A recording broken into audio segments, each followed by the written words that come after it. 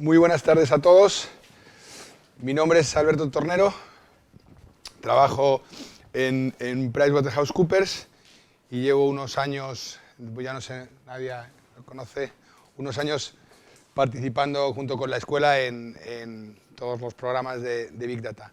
Saludo a nuestros compañeros que nos estarán viendo por streaming y bueno, pues nada, deciros eso, que bienvenidos a la clase. Yo os voy a dar, digamos, yo soy el responsable de la parte jurídica del programa. Trataré de haceroslo digerible, trataré de que el hecho, porque ya solo la palabra jurídico a veces impone o genera cierta. De hecho, mi idea no es que vosotros acabéis sabiendo especialmente muchas cosas de leyes. No, mi idea no es esa. Desde hace unos años, la forma en la que damos esta clase es un poco distinta.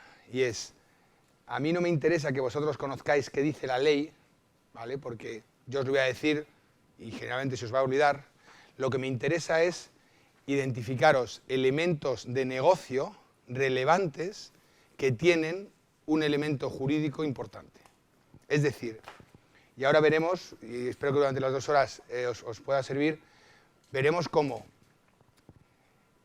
seguimos pensando desde hace unos 20 años, igual que hace 3000, cuando la forma de hacer negocios y sobre todo las cosas sobre las que hacemos negocios son radicalmente distintas y nunca antes ha ocurrido esto.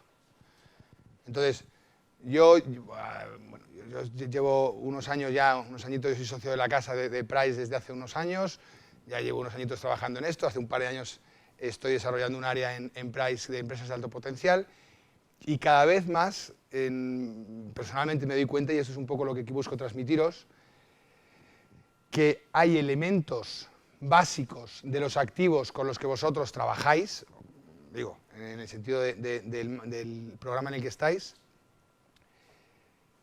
que los manejamos de forma radicalmente distinta de cómo hay que manejarlos. Y seguimos pensando en términos de esto es mío porque yo lo tengo, a alguien le encargo un software y es como si le encargase que me hiciese una mesa, o gestiono bases de datos como si gestionase, no sé, neveras, cuando ese activo, su tipología y su naturaleza hace que la forma de relacionarnos con ellos sea radicalmente distinto que con cualquier otro activo. Nosotros en las 3 sesiones, hoy es la primera, vamos a hablar básicamente de 3 cosas.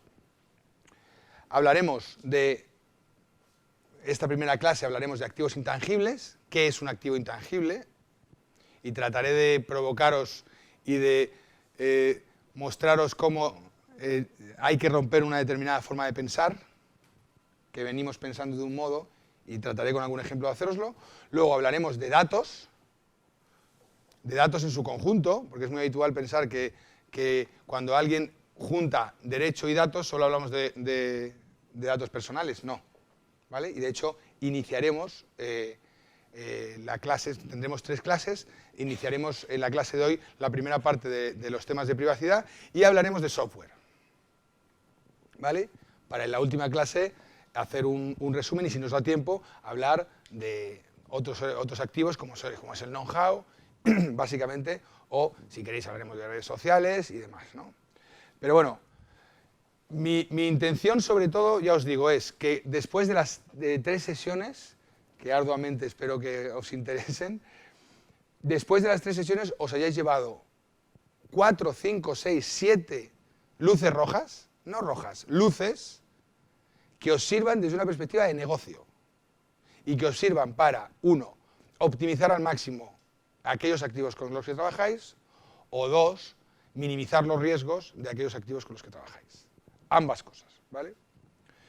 Y si os parece, vamos a empezar. Yo creo que lo tengo por aquí. Yo os voy a preguntar, como estamos retransmitiendo por streaming, vais a tener que, bueno, si no os lo llevo yo, hago de azafata o os lo voy... porque si os preguntaré, ¿tenemos un micrófono? No sé si tenemos otro por ahí. Vale, perfecto. Pues yo vamos a dejarlo por aquí, que será más fácil. No te importa, ¿no? Os voy a hacer una pregunta, ¿no? ¿Quién piensa que este teléfono no es mío? Es una pregunta muy sencilla, ¿eh? No son preguntas capciosas, un poquito sí, pero trato de provocar. ¿Quién piensa que no es mío? ¿Por qué piensas que no es mío?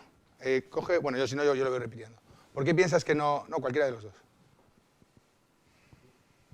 Yo lo que pienso es que lo que has pagado es un derecho a utilizarlo y a utilizar las aplicaciones que lleva. Vale, vamos a hacer una cosa. Vamos a resetearnos jurídicamente en esta clase. Es decir, en esta clase a mí no me gustaría escuchar contrato, cláusula, artículo, todo lo contrario, ¿vale? Vamos a tratar de ir a los principios como si vosotros no supieseis que yo soy abogado, ¿vale? Porque tienes razón, pero si es tan profundo en la respuesta que has dado que entonces nos podríamos tirar una hora discutiendo solo de lo que has dicho, ¿no? Entonces, yo lo que pretendo es ir a los principios, ¿vale?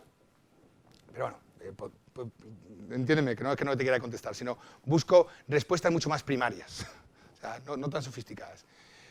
Me da igual esto que mi cartera. Que mi cartera no tengo un derecho de... no es de firmar ninguna licencia, ¿no? Pero bueno, me da igual. Incluso, más fácil todavía. Bueno, el móvil, vamos a coger el móvil, si no un rotulador o lo que sea. ¿Quién piensa que esto no es mío? O que no tengo, técnicamente, que no tengo un justo título para usarlo.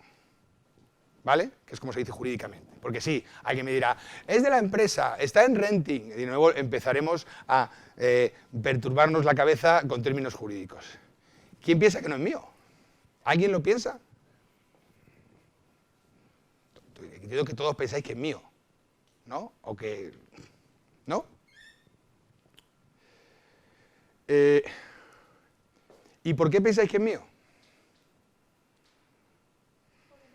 Porque lo tengo, ¿no? Este jersey pensaréis que es mío, ¿no? Los zapatos, el reloj.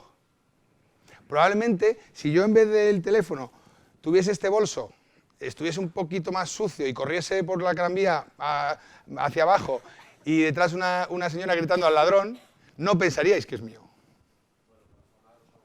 Pero es verdad. Yo es que, ¿sabes qué? Que hace 2 años que ya no... Que ejerzo poco, entonces me estoy curando. Pero vamos, sí, entonces yo no cogería un bolso. Entonces, probablemente pensaríais que no. ¿Qué ocurre? Que desde que el hombre es hombre, la posesión ha implicado una presunción de propiedad, ¿vale? Es decir, como yo lo tengo, y lo tengo de forma pacífica, lo normal es que sea mío. Puede ser da igual, lo normal es que tenga justo título, ¿vale? Fijaros, a lo mejor ni siquiera habéis pensado en ello.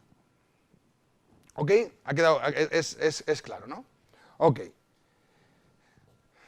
¿Quién puede, o quién de vosotros, o que conozcáis, creéis que puede asegurar al 100% que todo el contenido que tiene en su PC sabe que es suyo? O que tiene justo título. ¿Quién puede? Incluso el PC corporativo, ¿eh? Nadie. De repente os habéis cargado uno de los principios básicos de los negocios, que es propiedad implica posesión. O sea, así, en 5 minutos, acabamos de romper, pues desde Hammurabi, no sé cuántos miles de años de presunción jurídica. ¿Qué os parece? Y no me he inventado nada, ni es un truco, ni estoy aquí... Y seguimos haciendo negocios como si las bases de datos, los programas de ordenador fuesen igual que esto. Con cosas como, por ejemplo, he comprado un software. Hoy no entraremos, pero el software no se compra. ni se compra ni se vende, es como la energía, ¿no? Ni se compra ni se vende, se licencia. Y dirás, es que te me pones fino. No me pongo fino, es que tú no puedes comprar un software porque hay determinados derechos que no se pueden ceder. Y si tú no estableces cómo haces esa cesión, te puedes encontrar con sorpresas que veremos en la próxima clase. Por lo tanto, primer punto, que es clave y que es esencial y que a lo mejor no hemos caído en ello. Posesión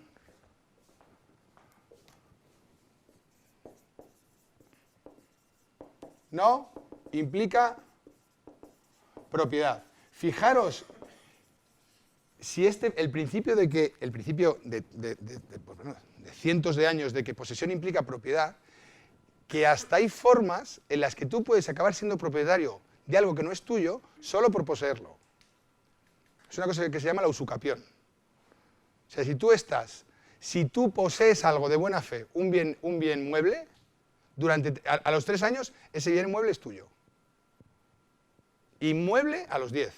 E incluso de mala fe, tú estás poseyendo algo de mala fe, pasado un tiempo acaba siendo tuyo. Que es lo que se llama un tipo de adquisición de la propiedad. Fijaros si era importante. Claro, si no es que nos estaríamos peleando. O estaríamos desconfiando más todavía de los que confiamos unos de otros. Por lo tanto, ¿qué ocurre con los activos intangibles? Que la posesión no implica propiedad. Que el que yo tenga un software en mi ordenador no implica en absoluto que ese software sea mío. En muchos casos ni siquiera que tenga derecho a usarlo, con independencia de que lo esté usando. Segundo punto. Vamos a coger no ahora el móvil, algo más sencillo. Bueno, esto.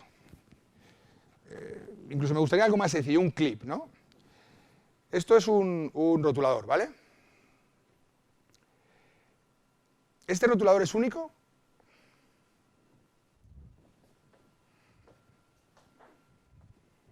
Una pregunta sencilla, con mucha trampa, pero es una pregunta sencilla. ¿Es único? ¿Hay otro rotulador exactamente igual que este? Por ahí dicen que no. ¿Por qué no?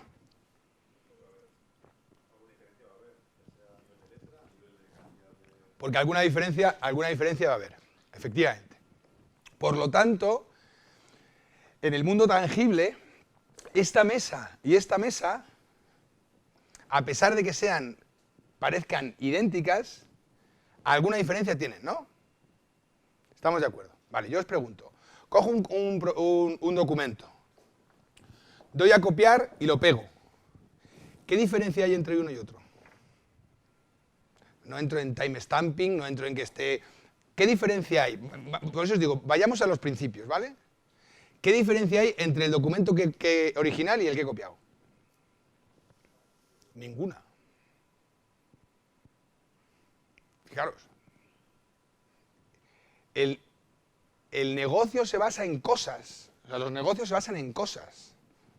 Y de repente tenemos unas cosas que son algo que no había ocurrido en toda la historia de la humanidad. Y no es que sea accesorio, es que es elementos esenciales de las compañías.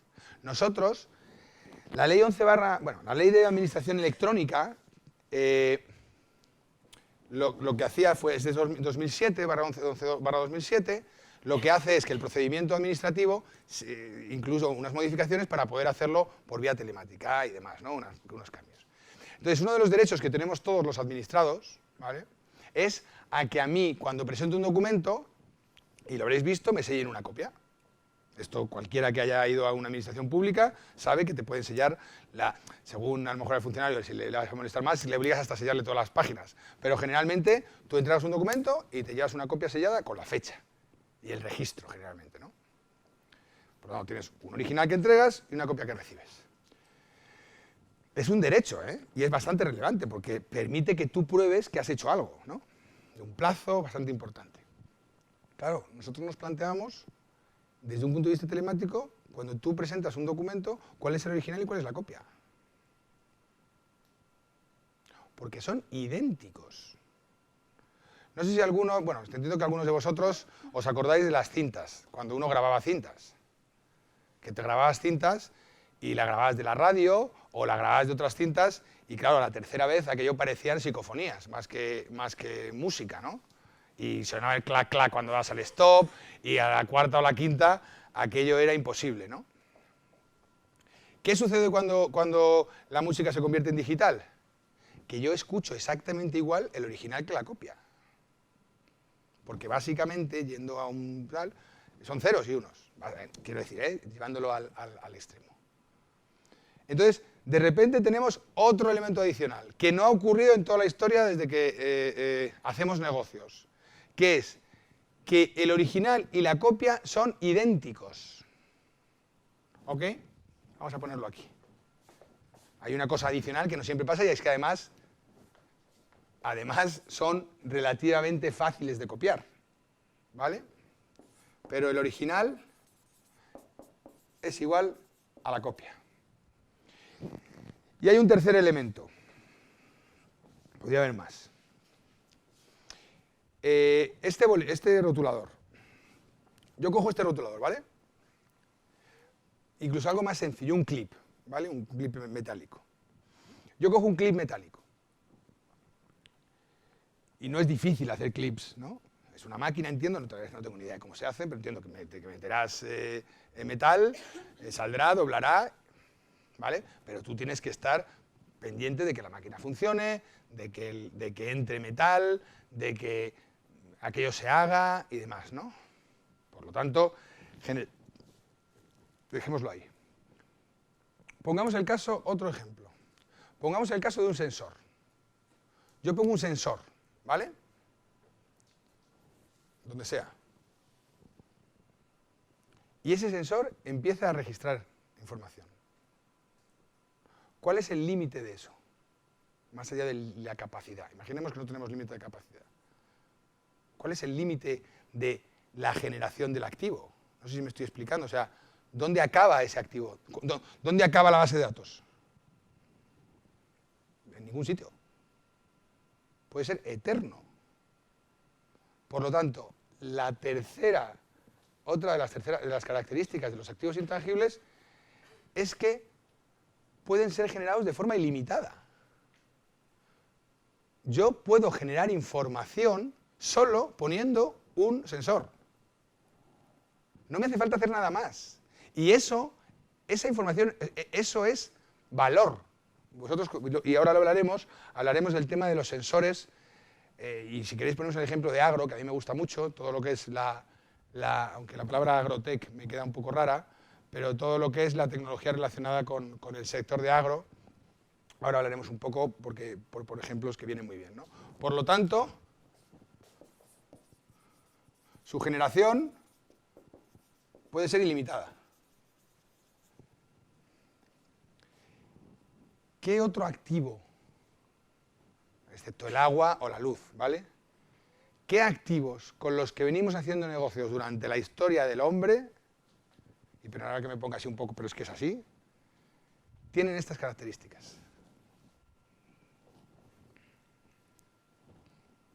Ninguno.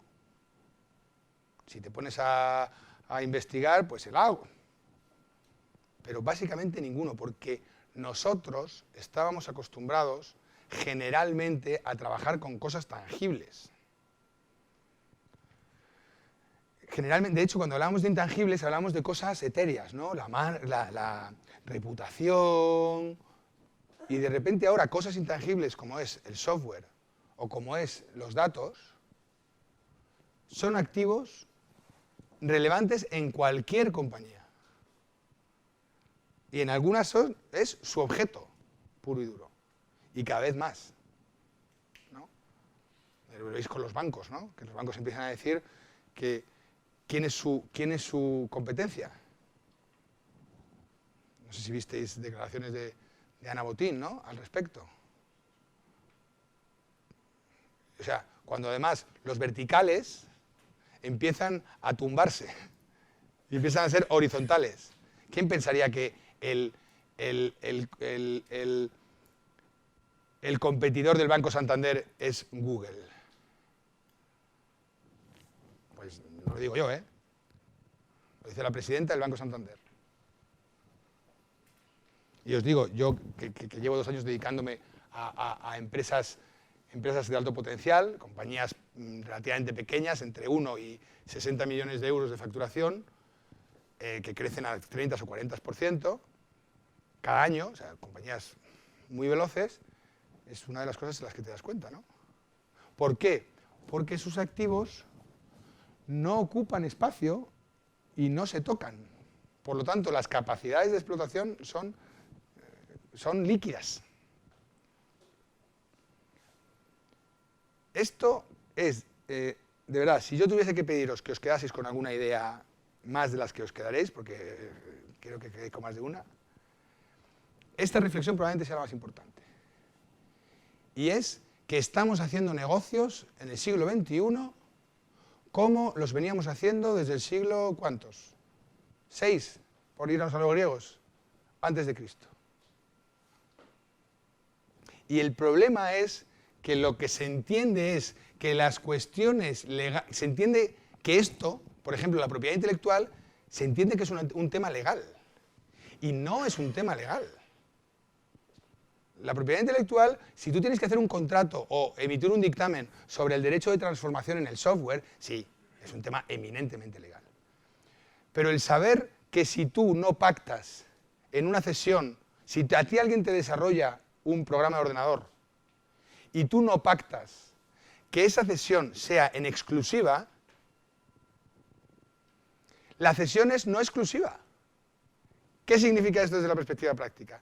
Yo desarrollo un programa para ti que me has contratado, me has dicho cómo lo haga y me lo has pagado, yo lo desarrollo y te lo cedo y me quedo con él. No sé si me estoy explicando. Es decir, no sale de mi esfera, no sale, se queda también. De forma que yo mañana puedo dárselo a otro o usarlo. Eso no es un tema jurídico. O sea, quiero decir, eso no es un tema de abogados. Es a lo que me refiero. Eso es un tema de la materia prima con la que vosotros, o con la que la gente que está en este tipo de másters o en relación con el Big Data, pero en general, manejáis. Y en muchas ocasiones se produce que no somos conscientes de que esta materia prima, su articulación, incluso su existencia y la forma en la que negociamos y trabajamos con ella, es compleja porque son bienes complejos. Porque en el momento en el que esto no significa que es mío, ¿cómo demuestro que es mío? ¿O cómo hago la presunción de que es mío?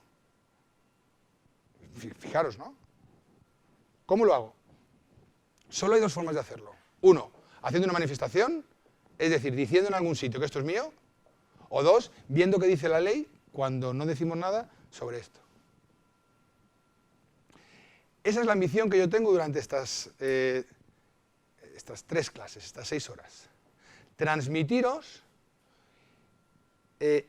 conceptos básicos pero relevantes que os hagan no ser expertos en derecho. De hecho, yo prácticamente no... ¿Veis? Que yo no traigo presentación, ni traigo artículos, ni hablaré del artículo tal... No, porque eso se olvida. Pero sí, por lo menos, si soy capaz de transmitiros 4 o 5 ideas claves, o 6, esperaré transmitiros un poco más, ideas claves relacionadas con este tipo de activos, que son raros. Como decía el de raro, ¿no? Son raros. Básicamente, si lo tuviese que definir de una forma, son raros. Son raros porque ni se tocan, se autogeneran, lo puedo tener yo uno y tú el mismo, a la vez. ¿Ok? No sé si queréis comentar algo, hacer alguna reflexión. Hemos roto el velo del templo de la propiedad privada de los últimos no sé cuántos siglos, pero es así, quiero decir, y lo habéis visto, o sea, lo habéis visto con una reflexión relativamente simple, ¿no? ¿Queréis comentar algo? A mí me gusta, o sea, en general me gusta, o sea, es muy enriquecedor que participemos, o sea, que las reflexiones estas, yo entiendo que, sobre todo esta primera vez, es que queda un poco porque uno no se lo espera, pero, por favor, sentiros libres en cualquier momento de opinar, de ponerlo en duda, de decir no me estoy de acuerdo, lo que fuera, ¿vale? Porque al final los protagonistas de esto sois vosotros. ¿Ok? ¿Más o menos os ha quedado claro? ¿Qué opináis? ¿Estáis de acuerdo? ¿No estáis de acuerdo? Tampoco es tan importante. Me decía en una clase, pues tampoco lo veo importante. Digo, macho, me has chafado media hora de clase. Joder. Ahí además un poco impactar, ¿no? ¿Queréis hacer algún comentario? ¿Avanzamos? ¿Ok? Vale, muy bien. Esto, por favor, tenerlo siempre en las clases haremos una revisión de lo que hemos ido viendo en las clases anteriores y esto esto volveremos a ello en la próxima clase. Ok, bueno, pues entonces vamos a empezar con el primero de los activos. Bueno, no sé si ha sido mejor o peor. Con el primero de estos activos de los que vamos a hablar y de los que vamos a reflexionar, porque no solo voy a hablar yo, os lo prometo, que es los datos, la información, ¿no? Muy bien.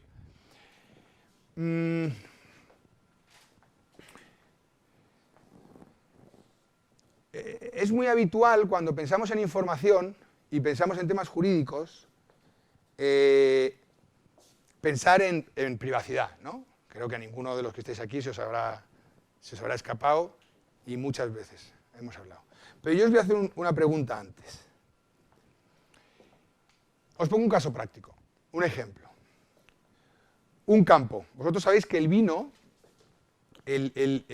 la alcoholicidad del vino viene en función del azúcar de la uva. Y la uva tiene más o menos azúcar, porque sabéis que el proceso alcohólico está basado en el azúcar, y la uva, cuanto más seco ha sido el año, más azúcar tiene, porque tiene menos agua, y por tanto puede impactar en la alcoholicidad del vino, ¿no? Entonces pongamos un ejemplo en el que yo tengo un campo, un viñedo, y pongo sensores, ¿vale?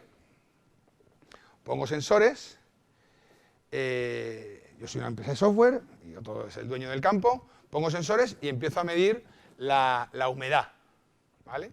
Y sé si hay que regar, yo no tengo ni idea del tema, no sé si hay que regar, no sé si se riegan los viñedos, no tengo ni idea, ¿eh? Pero si hay que regar, no hay que regar, si esto me va a impactar en que yo tenga que contratar antes a un determinado tipo de servicio para que el vino me baje el nivel alcohólico, no, tal, ¿vale? Ok, imaginaros que vosotros tenéis que vais a hacer la negociación, ¿vale? Entonces, os pregunto, ¿vale? Imaginaros, da igual, vamos a ponernos en los dos casos, porque podríamos hacer que vosotros fueseis el dueño del campo y vosotros fueseis la compañía de software, ¿no?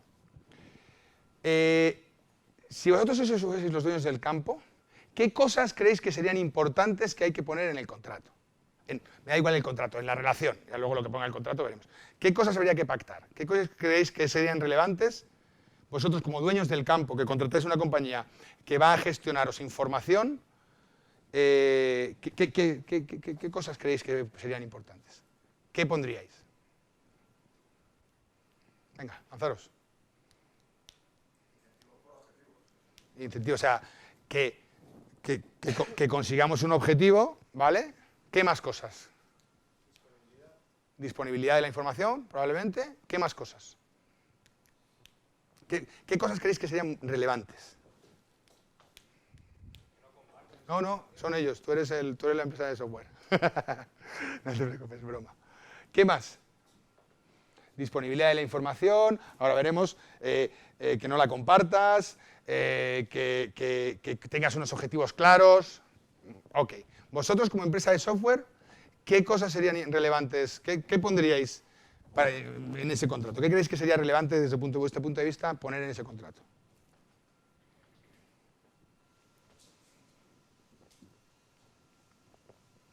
Os doy pie.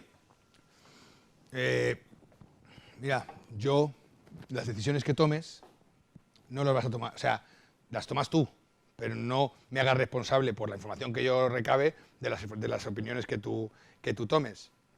Por ejemplo, si está mal el dato y tú tomas una decisión, ¿me voy a hacer responsable o no me voy a hacer responsable? Por ejemplo, establecer una licencia del software, ¿no? Cosas así. Fijaros, y es muy habitual, ninguno de los que estamos aquí nos hemos hecho una pregunta, y es, ¿de quién son los datos? del dueño del viñedo. ¿Por qué? Primero, la primera pregunta es, no nos hemos hecho el primer punto es que no nos hemos hecho la pregunta de quién son los datos. Fijaros. Cosa que no le pasa a la gente del campo, ¿eh? O sea, yo estuve el viernes, una de las empresas nuestras, nosotros solo tenemos 35 empresas, o sea, solo tenemos como clientes 35 empresas de alto potencial y una de las que estamos para entrar es una compañía de tecnología fantástica. Porque además resulta que la emprendedora toda la vida ha tenido campo. Entonces ella dice, cuando hablamos de competencia, dice, no te preocupes, ellos que desarrollen, a ver quién se lo compra. Que es una cosa de negocio muy relevante, ¿no? Pero no nos hemos preguntado de quién es la información. Y siendo la información, entiendo que un activo relevante, ¿no? Porque hoy por hoy puede ser de una forma, pero ¿cuál es uno de los temas interesantes del Big Data? Los modelos predictivos, ¿no? ¿Qué valor tiene el tener datos, fijaros, datos de humedad, viña a viña, durante los últimos 5 años? O 10, ¿no? Había preguntas. Bueno, tú decías, ahora que tenías alguna duda y ahora vemos de quién que tú decías que el dueño de los viñedos. El hecho de que licencias, por ejemplo, o que pongas en el contrato que no se compartan los datos, ¿no implica de alguna forma? Lo implica de alguna forma, pero fíjate que una de las cosas esenciales del negocio lo estamos regulando implicándolo de alguna forma. ¿Sabes lo que te quiero? O sea, que ese es el peligro. El peligro es que si a mí me das ese contrato, yo tendré que empezar a ver cómo lo arreglo. Pero a mí me da igual el tema jurídico. Desde el punto de vista de negocio, yo no me he planteado de quién es la información. ¿Por qué? Porque estamos pensando en el servicio. Y no nos damos cuenta de que estamos generando activos continuamente. ¿No? ¿Tenías una pregunta? No, iba a decir más o menos lo mismo, ¿no? Vale. Entonces, primera cuestión. La primera cuestión siempre, y lo veremos en la última clase cuando hagamos, la última clase haremos el último cuarto de hora o por ahí, haremos un resumen de los 5, 6, 7, 8 puntos de las 6 horas que son con los que a mí me gustaría que os quedaseis, ¿no? Comentábamos de quién es la información, ¿no? Y tú decías que del dueño del viñedo. Vale, ¿todo el mundo estáis de acuerdo? ¿Tú también estás de acuerdo con el dueño del viñedo? ¿Quién más está de acuerdo? ¿Quién no está de acuerdo? ¿Por qué?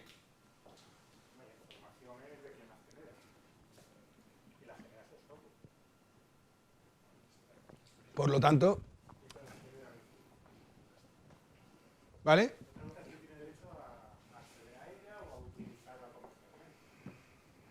Pero tú crees que el dueño, bueno, también es cierto que si soy dueño y no puedo explotarla ni usarla comercialmente, pues soy un dueño un poquito pequeño, ¿no? Pero, fijaros, ¿de quién? O sea, tú dices que yo me pregunto ¿por qué? porque toda la infraestructura para que puedan sacar los datos de TPS. No, cuidado, eso no tiene por qué ser así. El campo, la zona. O sea, entonces no la infraestructura. El objeto, ¿no?, de la medición es tuyo. Y sin eso, sin Biden no hay información. Mi pregunta es, ¿y sin software hay información? Poco. Pero ojo que yo puedo recolectar mi información de otras maneras sin necesitar un software. Hay información. Buen punto ese. Una cosa es recoger y otra cosa es explotarlo. Entonces, los datos de esa base de datos, como es información que como el amor está en el aire y yo lo he recabado, por medio del software de otro, resulta que son míos.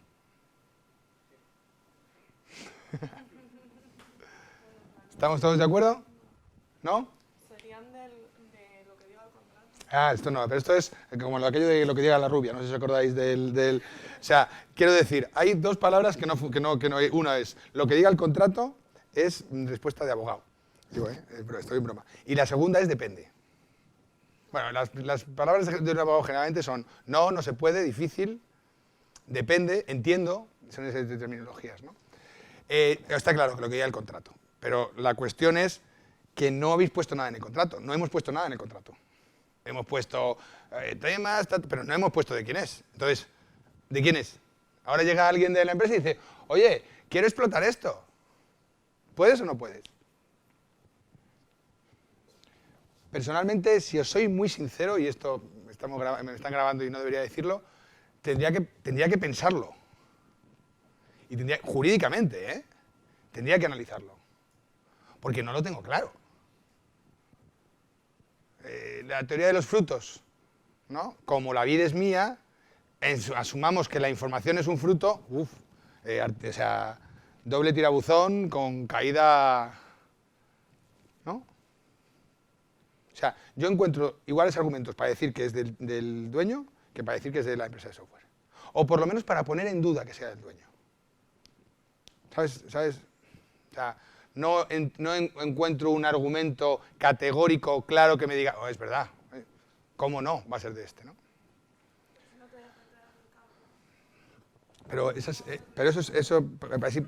Pero si yo no pongo los sensores, y si, ¿sabes? Quiero decir que eso te lleva al absurdo, al final lo reduces al absurdo, ¿no? No sé si tenías alguna duda, ¿alguno? Ok, por lo tanto, primer punto, siempre que pensemos en información, por lo menos mi recomendación. El primero, que es increíble, que en todo lo pensamos menos en esto. Yo cuando tengo un coche, sé si el coche es mío o no es mío. O cuando llevo un reloj, o mi cartera, o el teléfono, sé si es mío o no es mío. Por lo tanto, primera reflexión, yo no me atrevería a decir jurídica, primera reflexión básica cuando yo enfrente un negocio basado en información. ¿De quién es la información? ¿De quién es? Pero yo no quiero saber hipotetizar sobre si es de... No, quiero que sea mía. O quiero ver cuál es la mejor opción. Y me lo planteo para optimizar mi negocio al máximo. Pero la primera pregunta no es si son datos personales. No es la primera pregunta, que es la que generalmente siempre pensamos. La primera pregunta es ¿de quién es? Porque yo no trato por información desde un punto de vista docente o por amor al arte, porque estoy haciendo negocios. Por lo tanto, primera cuestión, que ya os digo que me cuesta un poco llamarlo jurídica, pero sí en el sentido en el que es propiedad, es de quién es la información, porque no siempre es claro. Y lo hemos visto, ¿vale? Ok, por lo tanto, en relación con la información, el primer punto que tenemos siempre que ver es de quién es. Porque de quién es implica qué puedo hacer, en qué consiste el que algo sea mío. En dos cosas, básicamente. Y a veces no sabemos cuál es más importante. Que yo lo pueda usar y, sobre todo, que no lo usen los demás. De hecho, la propiedad, yo puedo tener una casa y no usarla jamás. Pero el derecho que tengo es, el de usarlo es una potestad. El de que otro no entre es un derecho subjetivo mío. ¿Vale? Por lo tanto, ¿de quién es?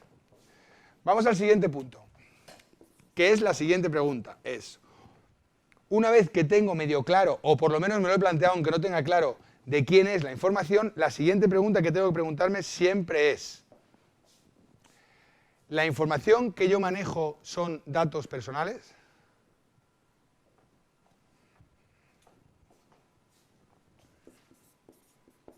Y ahí la pregunta es, ¿qué es un dato personal? Teléfono, DNI. ¿Qué es un dato personal? Ah, el nombre, vale.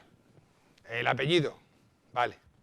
El DNI, la matrícula de mi coche, mi IP, la IP de mi ordenador, mi correo electrónico, ¿seguro? ¿Sí?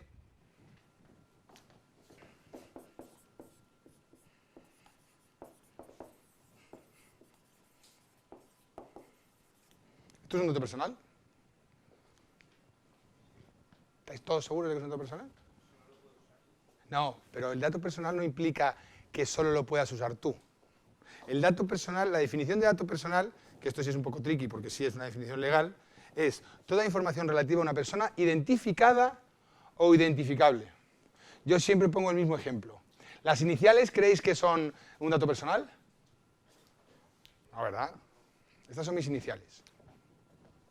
Que además, ahora ya no porque se da de otra forma, pero antes era asistente técnico sanitario, o sea, yo nací con carrera.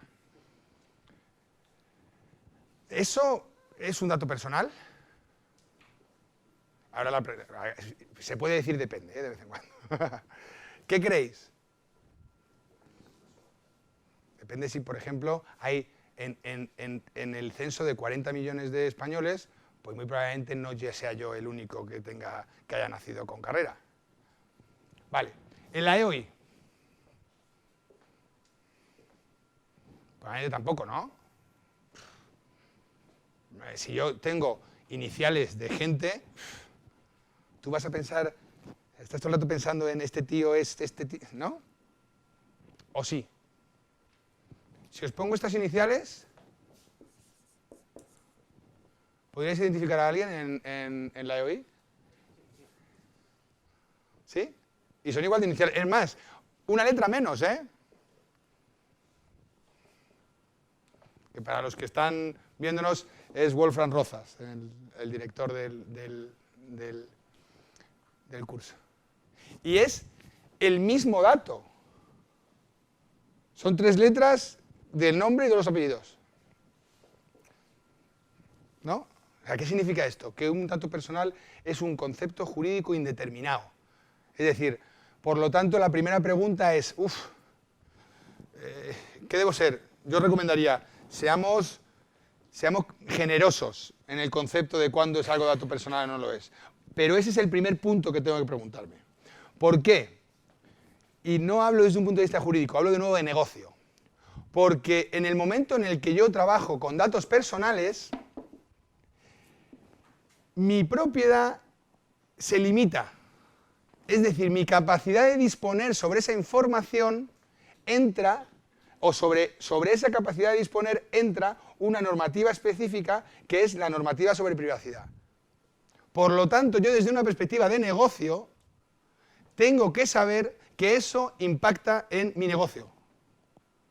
Por supuesto, está muy bien cumplir, o sea, me refiero, debe uno cumplir las leyes, pero no es solo eso, no es que esté bien cumplir la ley, es que me afecta a mi capacidad de explotación. ¿Por qué? Porque hace que entremos en ese tipo de conceptos de lo raro que decíamos antes.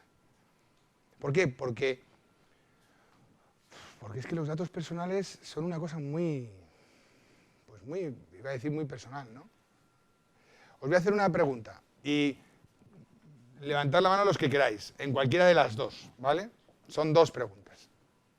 La primera pregunta es, ¿cuántos de vosotros han reservado un viaje en los últimos 6 meses? Nos están grabando, ¿eh? Por internet. ¿Cuántos de vosotros? Yo. ¿El resto no habéis reservado un viaje ni nada, ni un hotel, ni nada por internet en los últimos 6 meses? Ok, una mayoría, aunque vosotros sois poco viajados, ¿eh? O sea, me refiero, generalmente en las clases suele ser prácticamente el 90 o el 95%. Ok. Tanto, yo esto lo hice en una charla en México, que éramos como 200, 190 de levantar el brazo. Ok. Todos, no, pero eran mexicanos. Entonces todos habían, ok. Ahora os hago otra pregunta. ¿Cuántos de vosotros en los últimos 6 meses habéis visto en internet contenidos para adultos? Nos están grabando, ¿eh? Es curiosísimo que en mis clases nunca se cumplen los porcentajes de público que ve contenidos para adultos. Porque nunca hay nadie. O sea, la EOI, ICADE, el Instituto de Empresa, ESADE, ISDE, son instituciones donde la gente no ve contenidos para adultos. Y mi pregunta es, ¿qué diferencia hay entre un log y otro? ¿Qué diferencia hay entre el log de que yo he accedido a rumbo.es o que yo he accedido a, y ahí ya darle la imaginación, lo que queráis, al título de la otra página? ¿Qué diferencia hay en el log? Ninguna, ¿no? El log es, más allá de que nos pongamos un poco tequis. El log, o sea, el dato es el mismo. Esta IP ha accedido a esta y le he metido esta cookie. Eso es lo que hace que yo me tenga, eso es lo que hace que los datos personales estén sometidos a protección. Lo que hace que los datos personales estén sometidos a protección es que, desde el punto de vista técnico, la capacidad de explotación no difiere con independencia de la información que yo gestione. Me acuerdo que era muy habitual, cuando hablabas de datos personales, cuando le preguntabas si había en la empresa pues, personas con discapacidad o demás, que me acuerdo que un directivo me dijo, sí, tenemos gente que trabaja con nosotros, tal y cual. Y bueno, pues eso es un dato, ya veremos, ¿no? Es un dato de nivel alto. Y me dijo, ¿por qué? Si todo el mundo lo ve. Quiero decir, si todo, no es una información... La cuestión no es lo que sea, la cuestión es que yo capturo y trato información de forma autónoma del tipo o de la mujer del que saco esa información.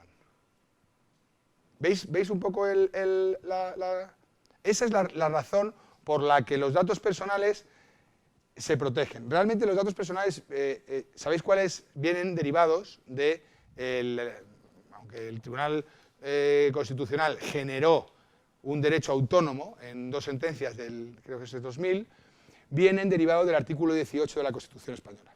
El artículo 18 de la Constitución española, que forma parte de los derechos fundamentales, es el derecho a la intimidad, ¿vale? Entonces, la normativa sobre privacidad, aunque la palabra privacidad es un anglicismo, viene derivado del artículo 18 de la Constitución. Es decir, tiene una relación con la intimidad. ¿Por qué? Porque el dato personal... Bueno, os lo voy a preguntar. ¿De quién creéis que es el dato personal? Yo os pongo un ejemplo. Tengo 4 datos de una persona.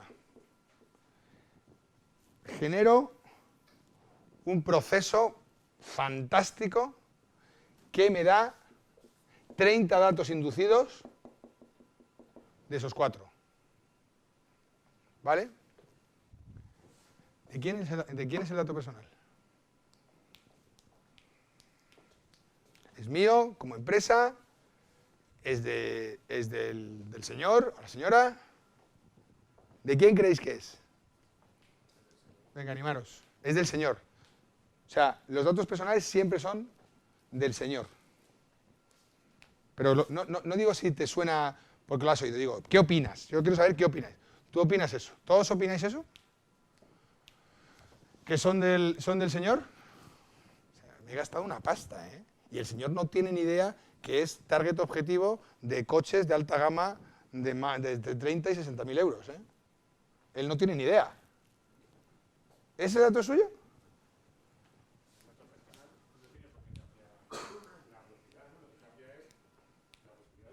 No, ahora no estamos en el tema de la propiedad. Ahora mi pregunta es si el dato es... Sí, quiero decir, el tema de la propiedad es relevante en el sentido en el que si algo es mío, que tú lo uses es una excepción o requiere un consentimiento. Pero si algo no... Si el caso de que el dato fuese personal, fuese mío. Si el dato personal es de la empresa, yo no necesito, sobre todo, este dato inferido. Entonces mi pregunta es, yo que puedo ser target de un determinado coche que no tengo ni idea, que esto es muy curioso, ¿esa información es mía o es de la empresa que lo ha generado? O sea, ¿o es de esos? ¿Qué os parece? ¿Qué pensáis? ¿De la empresa? Hay gente que piensa que estos son de la empresa. ¿Por qué? ¿Por qué creéis que es de la empresa? Porque ha procesado tus datos personales y los ha convertido en información para saber cuáles son tus gustos. Porque se ha gastado, digamos de una forma, porque ellos han hecho una actividad adicional que ha implicado información que probablemente tú ni conozcas ni ellos habían recabado, ¿no? Eso podría ser un argumento. Entonces, ¿qué quedamos? Que los datos personales siguen siendo del sujeto, sin embargo, la empresa es dueña de la información generada a partir de esos datos personales. Vale, por lo tanto, tú lo que me estás, si te estoy entendiendo bien, lo que me dices es, estos 4 datos son del sujeto, estos 30 de la empresa. Vale. ¿Estamos todos de acuerdo? Tú entiendo que no, ¿o sí? ¿Estamos de acuerdo? Oye, estamos haciendo preguntas tan relevantes sobre aquello sobre lo que estáis trabajando, ¿eh? Lo que no sé si a lo mejor no os habéis parado a pensarlo. Yo creo que son siempre tuyos. Son siempre de la persona. Sí. Pero siempre te dicen, vamos, tienes derecho a llamar. Sí, y pero borrar, eso de nuevo es un tema legal. Lo que quiero saber es qué pensáis. Quiero decir, y hablaremos, se llaman los derechos ARCO. Derecho de acceso, rectificación, cancelación y oposición. ¿Vale? Bueno, se llaman derecho de acceso, o sea, ARCO es una forma de llamarlos. ¿Qué os parece? Hay derechos que si tú no puedes transmitirlo, siempre es tuyo. Y lo que es un poco fruto de eso también. Pero esto, entonces, Siempre serían de la persona.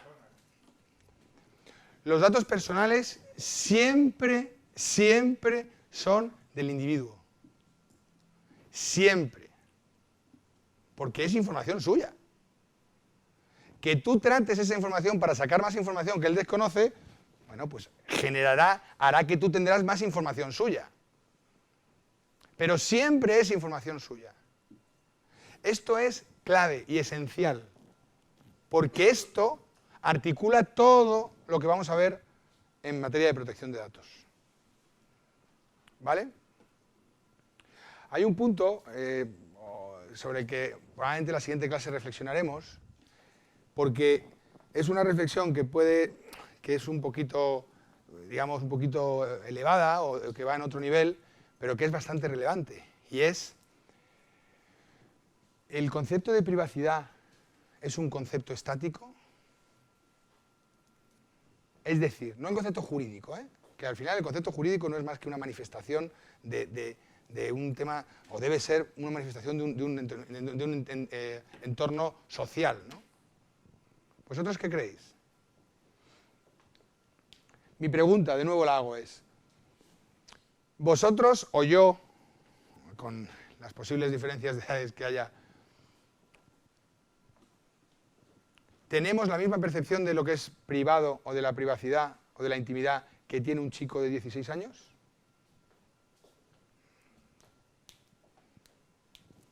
¿Qué creéis? ¿Creéis que sí? ¿Creéis que no? ¿No? ¿Sí? Venga, lanzaros.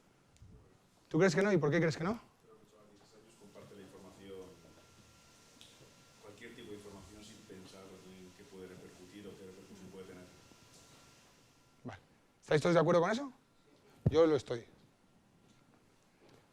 ¿Y por qué lo hace? ¿Lo hace porque hemos cambiado nuestra forma de ser como seres humanos? ¿O por qué lo hace? Pero antes de por desconocimiento, lo hace porque puede. Porque la tecnología se lo ha permitido.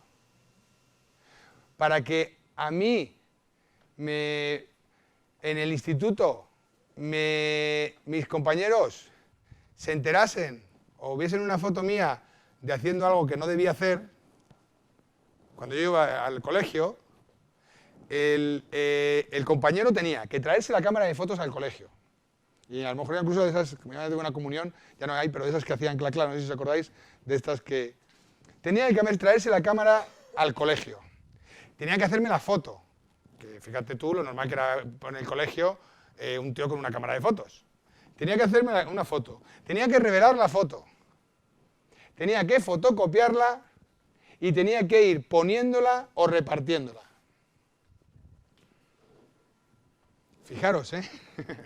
Y oye, yo no soy muy mayor. Fijaros. Ahora, todo lo contrario. Ahora, en cuestión de, ¿qué? 5, 10, depende de lo rápido que busques en WhatsApp. 5 o 10 segundos, toda tu clase puede verte a ver la última foto haciendo no sé qué. O, si estás en Facebook, bueno, mucho más, ¿no? Por lo tanto, la tecnología posibilita una forma de actuar que se utiliza. ¿Qué ocurre? De ahí mi pregunta. Al final, el ámbito de lo privado es un poco parecido como lo que decíamos de la propiedad. Es cómo yo excluyo al que no quiero que sepa algo. ¿No? No está en eso la intimidad. ¿En qué consiste? Entrar en definiciones doctrinales. ¿En qué consiste la intimidad? En tener la capacidad de decidir qué saben los demás de mí. ¿No? Por dar una definición. Por lo tanto, cuanto más difícil es que otro acceda a mi intimidad, más ámbito de protección puedo tener yo en mi intimidad. ¿No? ¿Qué sucede? Que la tecnología lo que ha hecho ha sido que la privacidad se reduzca. ¿Por qué? Porque, hombre, si a mí me ven haciendo una barbaridad con una foto pegada en todo el colegio, esto es un escándalo del que se acuerda por los siglos de los siglos todo el mundo. ¿Cuánta gente de borrachera?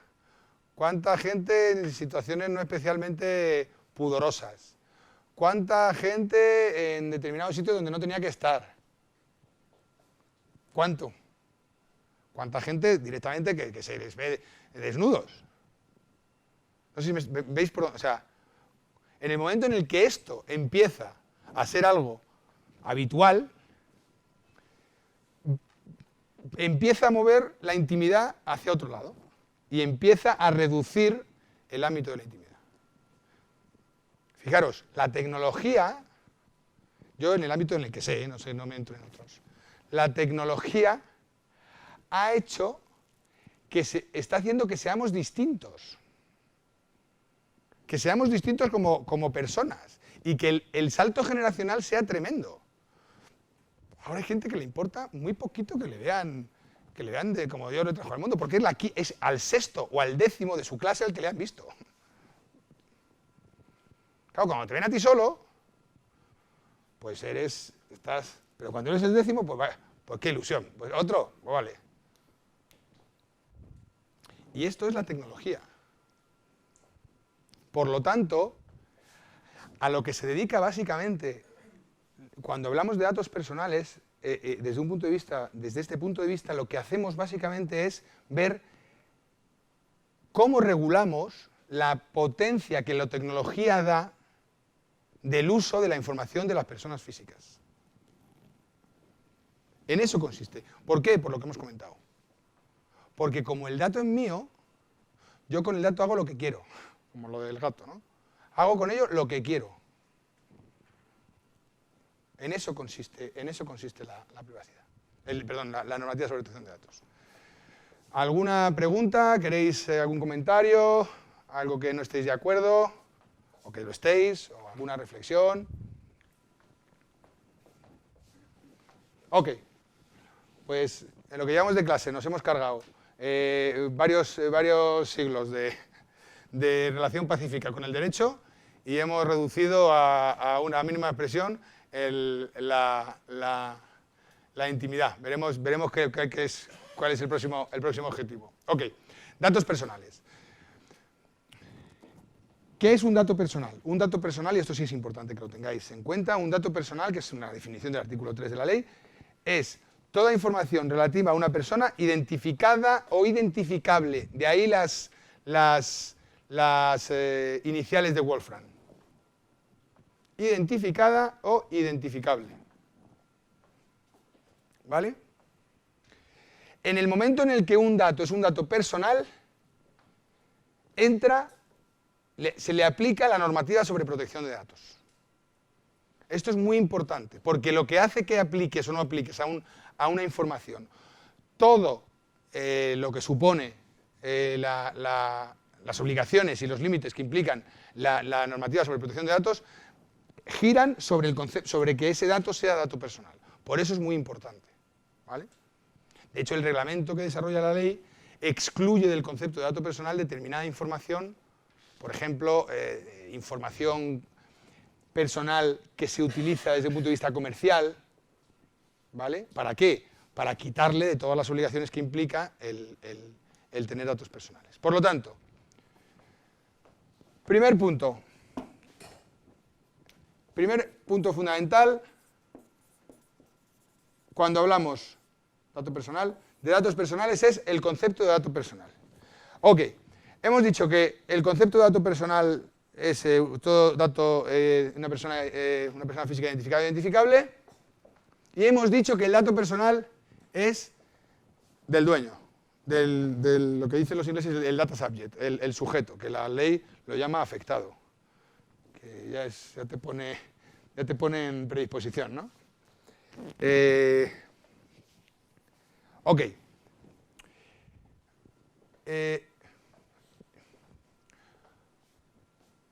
Un caso real que os pongo. Imaginaos que tenemos un hotel, ¿vale? Que somos la junta de un hotel, la junta directiva de un hotel. Y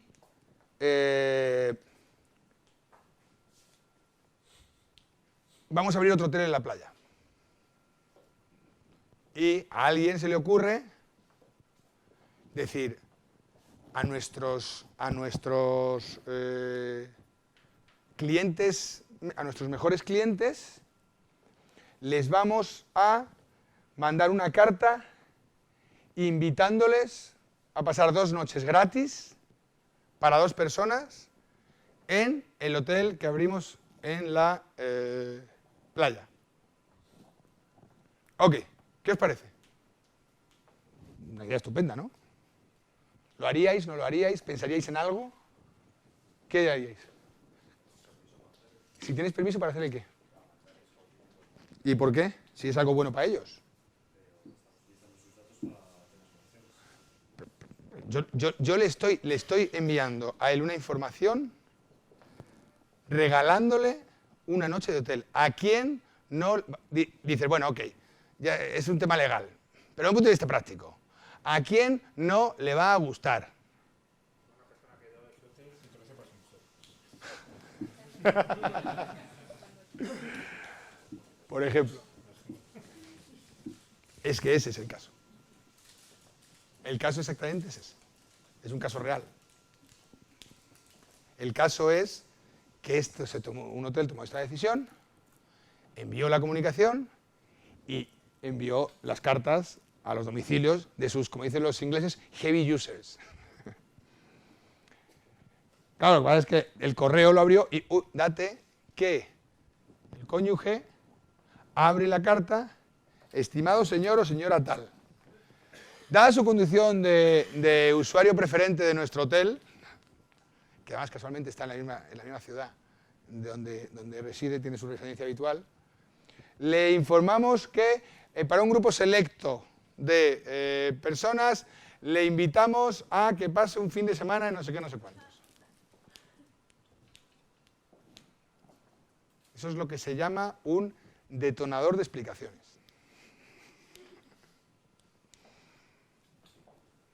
Es un caso real, ¿eh? Claro, ¿dónde voy? Donde voy es que si el dato es mío, yo decido lo que me parece bien o me parece mal. Puedo ser muy raro. Este caso era porque no lo pensaron. Yo he asesorado a cadenas hoteleras y la información que tú puedes sacar en un hotel es increíble. Increíble. Si algunos dedicáis al ramo. Y además, no solo por cantidad, sino por tipología. Tipología de datos. Cosas que, preguntas, o sea, había preguntas que yo no me hubiese imaginado jamás que me podían hacer. ¿No? Entonces, ¿cuál es el eje fundamental, que esto lo vais a decir vosotros, en materia de protección de datos? ¿Cuál es el eje clave para saber qué puedo hacer o qué no puedo hacer con la información. Pero sí, la privacidad es el concepto, pero bueno, es que es una pregunta un poco abierta. El eje fundamental es el consentimiento. Es el eje fundamental. Aunque la ley lo lleva al artículo 6, en vez de al 4, que el primero es el de la información, el eje esencial es el consentimiento. ¿Por qué? Porque estoy tratando algo que no es mío. Básicamente. O sea, estoy reduciéndolo un poco. O sea, esto tiene una explicación jurídica un poquito más profunda. Pero básicamente es porque estoy trabajando con algo que no es mío. Por lo tanto, el eje fundamental es el consentimiento.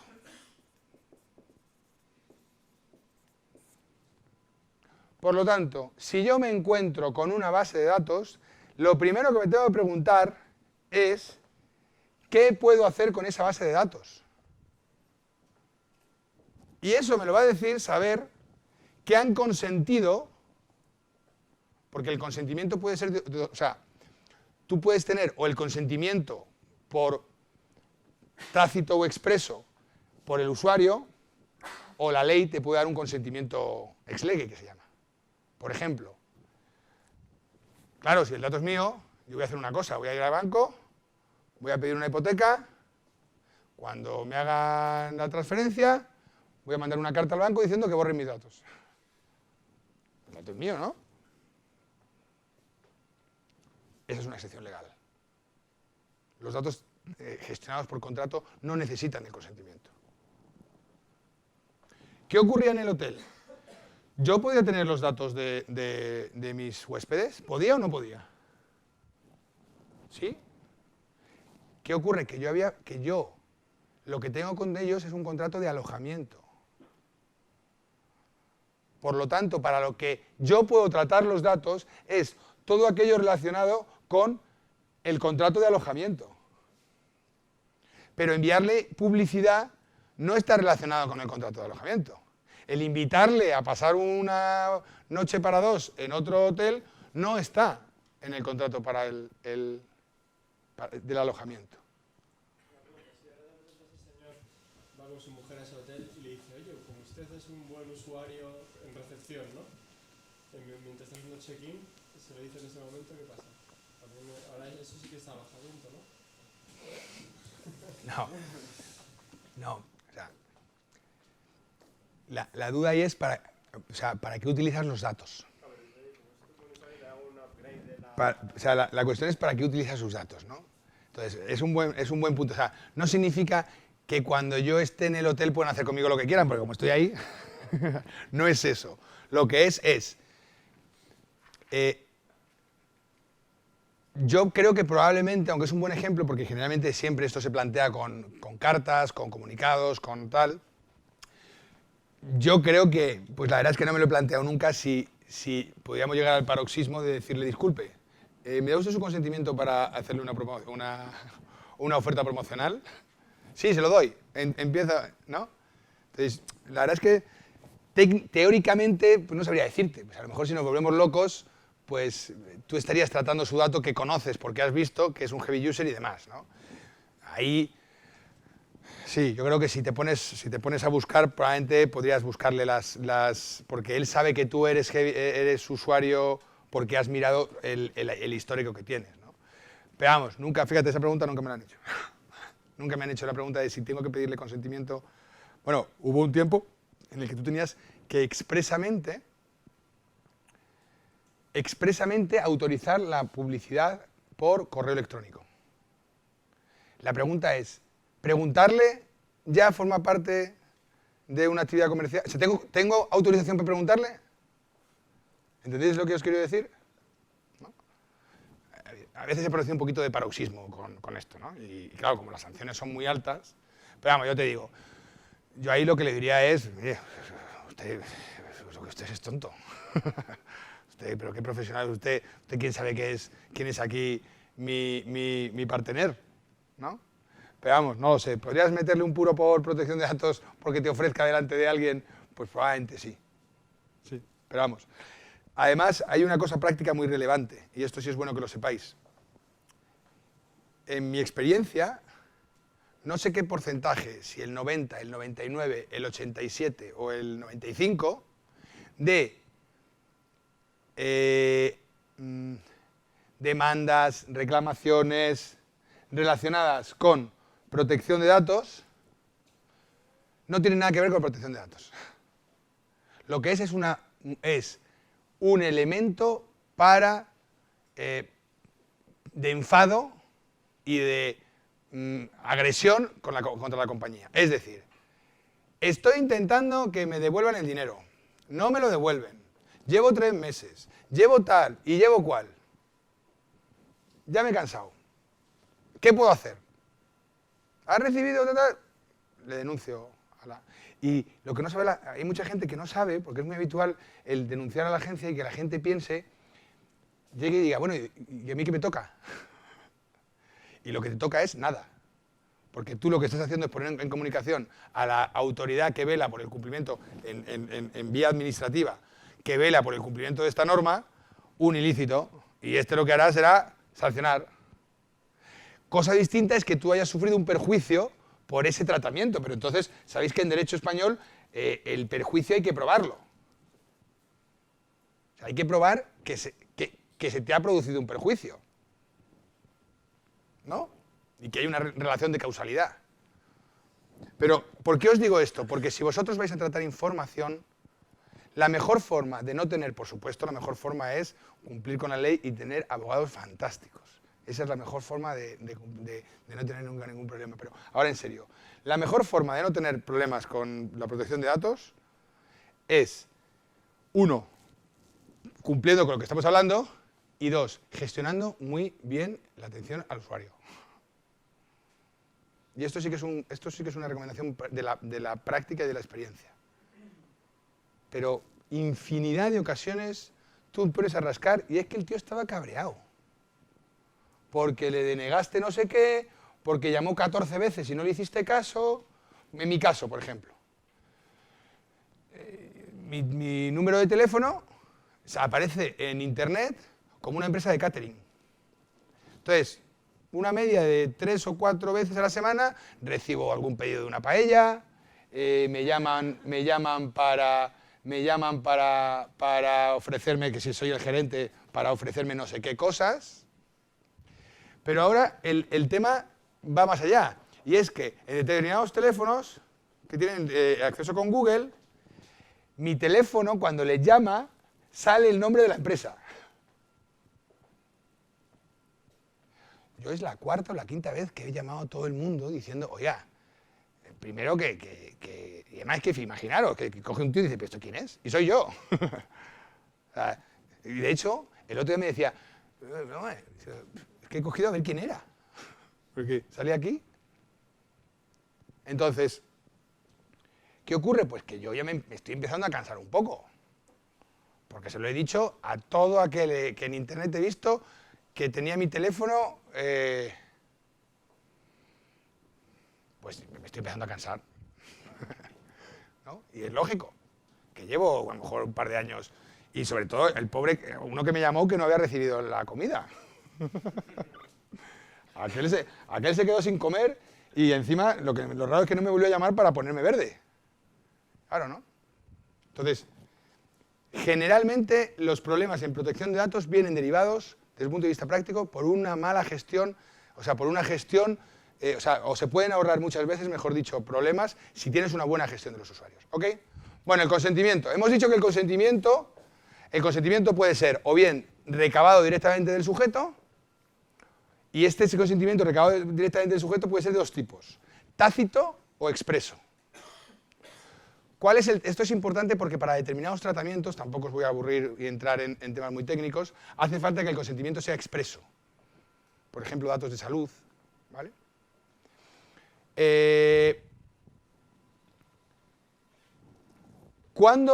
Un ejemplo de recabar el consentimiento tácito, lo habéis visto 1000 veces.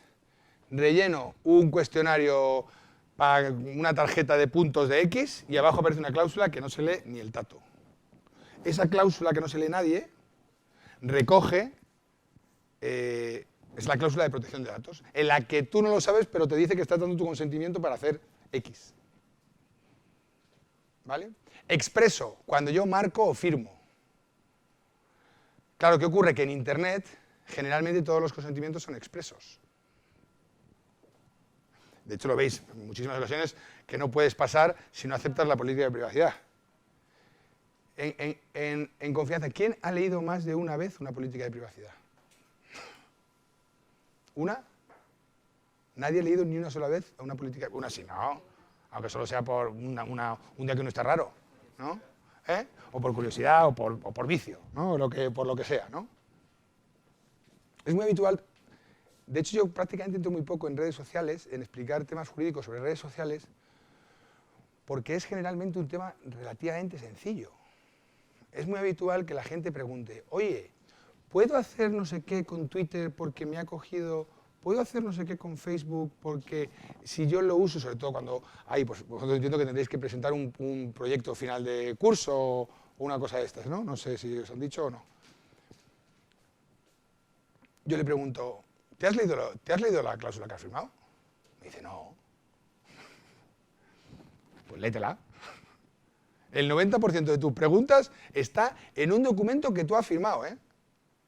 ¿Quién se ha leído las condiciones de alguna de las actualizaciones de alguna de las aplicaciones que recibe? Emma, ¿quién se ha leído alguna vez unas condiciones de alguna, una única vez, de alguno de las apps que se baja o de lo que sea? Una única vez. O si tiene un iPhone, ¿quién se ha leído las condiciones generales del servicio de Apple? Nadie. Y fijaros, estamos aceptando continuamente relaciones jurídicas, ya no que las aceptamos porque no hay otra, es un trágala, que es lo que son los contratos en masa, ¿no? Esos contratos en los que tú no tienes capacidad de negociación. No es eso, es que ni siquiera sé lo que estoy firmando. Es que ni siquiera sé si mis datos, autorizo a que sus datos sean cedidos al gobierno de la República Popular de Corea del Norte para ser objetivo de... Y yo estoy convencido que pones eso, ahí metido en una cláusula de cualquier, y la gente te ha dado su consentimiento para que ceda sus datos a nuestros amigos de Corea del Norte tranquilamente. Esto nos quita un ápice de que lo hacemos porque queremos. Y en derecho hay un principio que es la autonomía de la voluntad, y es que yo soy mayorcito, por decirlo de una forma. Sería y que lo que yo hago, lo hago porque quiero, porque pasados los 18 años, aparte de capacidad jurídica, tengo capacidad de obrar.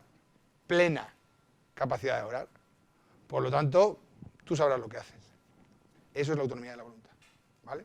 En cualquier caso, aunque luego se lo lea más o menos gente, cuando vosotros tratéis datos, siempre tiene que existir el consentimiento. ¿Vale? Pero claro, ¿qué ocurre? Que para que exista el consentimiento, ¿qué es lo que tiene que haber? Cuando yo consiento, tiene que haber una cosa, y es saber lo que estoy consintiendo. Por eso, solo el consentimiento informado es válido. ¿Veis un poco a lo que me refiero, no? O sea, solo el consentimiento, solo cuando yo entiendo lo que me están diciendo, puedo consentir. Si no, aunque consienta, ese consentimiento es inválido. ¿Vale? Para que exista un contrato en general, voy a daros 4 o 5 pinceladas. Primero, un contrato no es un papel. ¿Vale? Un contrato es un acuerdo de voluntades. Y la forma, es decir, el papel, no es más que una forma para probar de forma más fácil la existencia de ese acuerdo. Y saber qué es lo que se ha acordado. Como decían los romanos, quod scripsi, scripsi. ¿De acuerdo? Lo que he escrito, o el verba volant, ¿no? Verba volant, scriptum manen. O sea, las palabras vuelan, lo escrito permanece. Eso es. Pero no hace falta que esté en un papel. Primer punto, de nociones jurídicas básicas. Segundo, Para que exista contrato tiene que haber tres cosas. Consentimiento, objeto y causa. Es decir, que estemos de acuerdo en hacer algo con algo.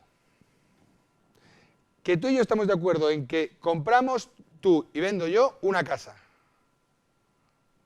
Por lo tanto, el precio no es un elemento esencial del contrato. Tanto es así que puede no existir, puede ser una donación o otro tipo de... ¿Vale? Por lo tanto, esas cláusulas que vosotros firmáis son un contrato. No hay papel y no hay dinero en muchas ocasiones, pero son un contrato completamente válido, porque un contrato es un acuerdo de voluntades con esos tres elementos que os he comentado. ¿Vale? Por lo tanto, el consentimiento suele ser más allá de la política de privacidad, porque la política de privacidad lo que hace es o dar consentimiento y además decir que te estás enterando de para qué van a usar la información, ¿vale? O sea, que es una manifestación. El consentimiento hemos dicho que puede ser tácito o expreso y puede ser, pero el segundo eje clave de todo lo que es la normativa, ¿dónde está el rotulador? Que como solo tenemos uno, lo he debido dejar por ahí, ¿no? Aquí está. De la normativa de protección de datos es la información. Información que tiene que ser adecuada, ¿vale? Y sobre todo que tiene que ser pertinente, es decir, tiene que ser, o sea, tiene que estar en línea con la función para la que vas a tratar esa información. Es decir, el hecho de que tú me consientas que yo recabe toda la información del mundo, si esa información no tiene sentido, no es adecuada, o sea, se extralimita, tú no puedes tratar esa información, aunque el sujeto haya consentido. Porque la información tiene que ser, es que no me sale la palabra, tiene que estar adecuada, ¿vale?, al fin para el que tú lo vayas a utilizar. No sé si recordáis hace unos años que se solicitaba, no sé si era el Catastro o quién, preguntaba cuántos cuartos de baño tiene su casa. Sí, no sé ¿a usted qué le importa los cuartos de baño que tiene mi casa? ¿Que va a hacer un ratio sobre...? ¿No? O tú de repente, yo hago una pregunta siempre, y es que cuando me llaman, lo primero que me piden en muchos sitios es mi nombre y mi DNI. ¿Y usted para qué quiere mi nombre y mi DNI? Hola, ¿con quién hablo? Bueno, ¿con quién hablo yo? ¿Qué me llama usted? Sí, tal. ¿Me puede dar su nombre para que me dirija a usted? Sí, Alberto. Generalmente la gente da nombre, apellidos, le das el DNI, tranquilamente. ¿Para qué? Tienen que ser adecuados. Esta era la palabra. Tienen que ser proporcionales. ¿Vale? Tienen que estar en proporción con la finalidad para la que tú vas a usar los datos. ¿Ok? Entonces, ¿por qué es tan importante la información? Porque es, en el tema que comentábamos de la propiedad, cuando hablábamos de que en el momento en el que la información entra en el ámbito de la privacidad, se establecen unos límites fruto de que se le aplica la normativa sobre protección de datos, ¿no? Lo que te da esta información es saber qué puedes hacer con ello. ¿Qué puedes hacer con esos datos? Obviamente tienes que saber qué puedes hacer legalmente, pero lo que te permite esto es saber qué ha consentido el sujeto para que tú hagas. Por lo tanto, el análisis, que veremos el último día cuáles son, porque el último día cogeremos preguntas, ¿vale? O sea, os diré con qué preguntas tenéis que quedaros, o me quedaría yo si estuviese en vuestro sitio, ¿no? Por eso es distinto que yo vaya a recabar información a que me encuentre con una base de datos. Si yo me encuentro con una base de datos, lo primero será ver qué han consentido los que están ahí. O, ya digo, siempre, el análisis de qué me permite la ley está ahí siempre, es permanente. Pero cuando, digo porque es muy importante desde un punto de vista práctico, para vosotros, cómo relacionarte con la información. Entonces, la primera pregunta es que yo me haría si yo accedo a una base de datos que ya existe, es saber qué me permite hacer. Yo cada vez, ahora lo empiezo a ver, pero yo llevo años diciendo, y ahora ya empieza a salir, que hay due diligence y valoraciones que se hacen sobre bases de datos sin saber si se puede usar. Que te cogen y te dicen, mira, pues sí, este usuario vale tanto. No sé si entendéis lo que quiero decir, ¿no? O sea, tú coges una base de datos a hacer una transacción, haces una valoración de una base de datos como de una mesa. Claro, pero la base de datos no es... No puedes hacer lo que te dé la gana con esa base de datos. Esa base de datos valdrá más o valdrá menos en función de que tú la puedas explotar más o la puedas explotar menos. Por lo tanto, lo primero es, ¿qué puedo hacer con esa información? ¿No? ¿Qué hago a la inversa? Es decir, si yo voy a generar una base de datos, al revés. Y esto, por favor, no penséis que lo tiene que hacer el abogado. El abogado tiene que redactar las cláusulas y participar con vosotros en cómo se hace esto. Pero sois vosotros los que tenéis que saber qué usos y cuáles son las finalidades para las que vais a utilizar los datos. Esto es una de las cosas más importantes. Una de las cosas más importantes o una de las experiencias prácticas que os diría que es más relevante es siempre antes de recabar información y de generar una cláusula que me permita capturar esa información, siempre estrujarme las meninges hasta saber cuáles son los posibles usos presentes y futuros que creéis que podéis hacer de esa información. Siempre teniendo en cuenta que no puedes poner allí lo que... para todos los usos del mundo, ¿no? Porque eso hace que la información no sea válida y por tanto el consentimiento tampoco. Porque no está definido, ¿vale? ¿Ok? ¿Veis un poco el punto? O sea, el juego del consentimiento y la cláusula de información opera de esta forma, ¿vale? Ok. ¿Tenéis alguna duda, alguna pregunta? ¿Estáis muy callados o es por no utilizar el micrófono? Ok. Por lo tanto, dato personal, consiento. ¿Sobre qué consiento? Para que sea válido. Una vez esto es así, ya tienes tu base de datos. Legalmente se llaman ficheros. O sea, la información, desde el punto de vista legal, se estructura por ficheros. De hecho, no lo sabe casi, no lo sabe mucha gente, pero tú declaras ficheros en la Agencia Española de Protección de Datos. Todo el que tiene un fichero de protección de datos tiene la obligación de declararlo en un registro público. O sea, yo ahora mismo os podéis meter en la web de la agencia, ver si vuestra compañía está dentro y si no tiene nada, no está cumpliendo con la obligación de declarar los ficheros y además es una obligación básica, no especialmente penada, o sea, no especialmente castigada o no muy castigada frente a otros tratamientos, pero básica, ¿vale?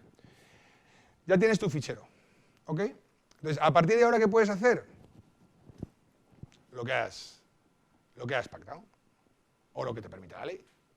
Tratarlos y demás. Elementos claves una vez que ya tengo la información. Primero, aplicar medidas de seguridad.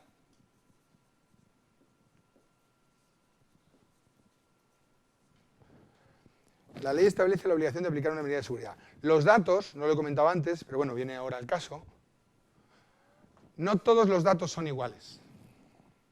¿Vale? No todos los datos son iguales. Os pregunto, ¿creéis, bueno, no todos los datos, ¿creéis que, por qué creéis que no todos los datos son iguales? ¿Qué datos pueden ser distintos de otros? Lo que ganas. Los nombres y lo que ganas son distintos. ¿Qué más creéis que puede hacer que unos datos sean distintos? O sea, ¿qué más tipología de datos sensibles vamos a llamar? Religión, el sexo. ¿Tú crees que el sexo es la vida sexual a lo mejor, no? El sexo, el que sea femenino y masculino, ¿vosotros creéis que es un elemento que merece una especial protección? Muy sensible. ¿Ah, sí? No, la verdad es que nunca me habían planteado. Bueno, sabéis que hay sitios donde tú no puedes poner foto en los currículums. O sea, además, ni se te ocurra poner la foto en el currículum. Por temas de racismo, o sea, porque no te prejuzguen por tu aspecto físico, ¿no? Hemos dicho el sexo, o sea, la vida sexual yo creo que sí, bueno, es de hecho, el sexo, digamos que no sería un dato especialmente protegido, sí lo es. Bueno, perdona, tú has dicho los sueldos. ¿Qué más datos pensáis? La religión, salud, raza, antecedentes, efectivamente. Los datos se dividen en 3 tipos. O sea, mejor dicho, las medidas de seguridad son de 3 tipos, básico, medio y alto. Las medidas de nivel básico aplican a todos los datos. Las medidas de nivel medio aplican a determinado tipo de datos y son incrementales. ¿Sabéis lo que quiero decir, no? O sea, el medio comprende al básico y el alto comprende al medio y al básico. Para lo que a vosotros os interesa, a nivel medio habrá que aplicarlo a aquellos datos que permitan tener un perfil del individuo. ¿Vale? Por ejemplo, los datos de penados los están aquí dentro también, en nivel medio. Y de nivel alto son estos especialmente protegidos que para su tratamiento hacen falta consentimiento expreso, que son religión, ideología, creencia, salud, vida sexual, afiliación sindical, no sé si me dejo alguno, ¿vale? Son este tipo de datos. A estos hay que aplicarles medidas de nivel alto, ¿vale? Que generalmente lo que implica es que son más engorrosas y más caras. Básicamente porque te obligan a trazar lo que haces con la información. Te obligan a saber si has accedido, si lo has borrado. Claro, eso te obliga a primero, pues como siempre, ¿no? Cuanto más información, más espacio y más capacidad de proceso para que el tratamiento sea medianamente amigable, ¿no? Ok, por lo tanto, medidas de seguridad. Y hay otro punto muy relevante, que esto es bastante importante, y es, ¿qué sucede con los terceros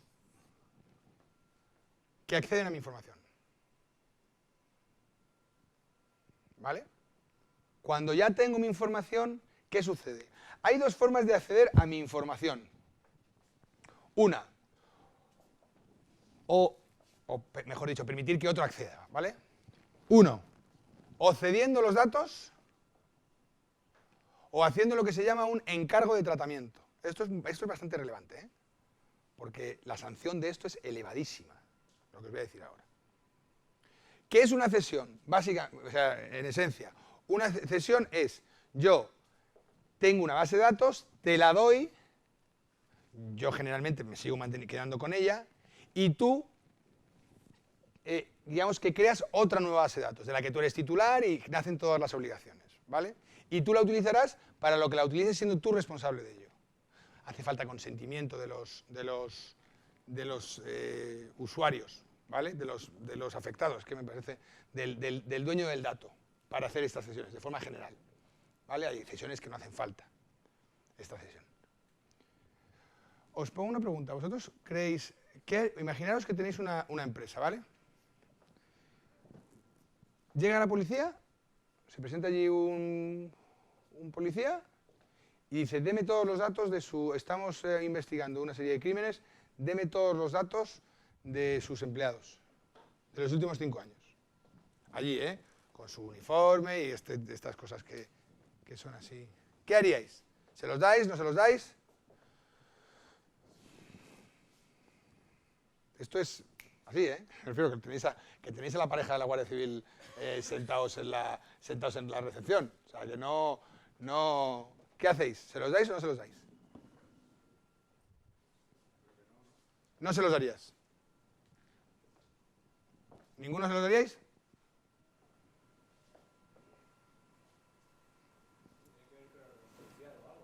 ¿Y por qué? Tú fíjate, ¿eh? Que aquí estamos en clase. Estamos aquí sentaditos, un poquito de calor, pero entra el sol, en un entorno agradable.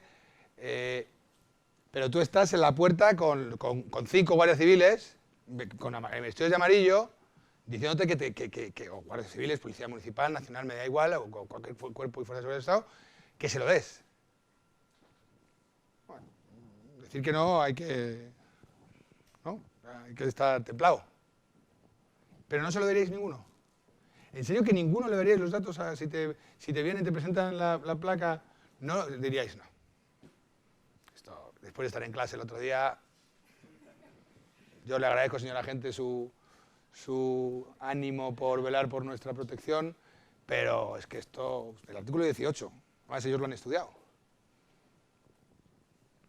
Efectivamente. Pero hay que estar muy templado, ¿eh? ¿Qué? Pero si viene el señor, entonces sí que tiene que tener... O sea, si a mí se me va a llevar algo, entonces sí le digo, espera.